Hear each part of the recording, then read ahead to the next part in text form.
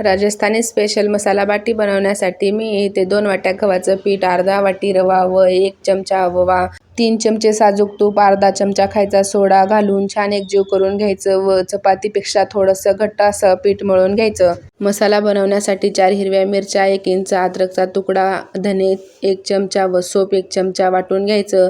कढाईमध्ये तेल घातलेलं आहे, जिरे, हिंग घालायचं, वाटून घेतलेला मसाला घालायचा, अर्धा चमचा हळद, 1 चमचा लाल तिखट व उकडलेले बटाटे घालायचे, त्याचबरोबर चवीनुसार मीठ, गरम मसाला व चाट मसाला, सर्वात शेवटी भरपूर अशी कोथिंबीर घालून छान मसाला बनवून घ्यायचा। इथे पीठ छान भिजलं गेलेलं आहे, यामध्ये या पद्धतीने करून मसाला भरून छान गोल गोल बाट्या बनवून घ्यायच्या। इथे सर्व बाट्या बनवून तयार झालेल्या आहेत। आप्पे पात्रामध्ये तेल घालून दोन्ही साईडने लो गॅसवर खरपूस असं भाजून घ्यायचं। डिटेल रेसिपीसाठी फोटो खालच्या त्रिकोणावर टच करा।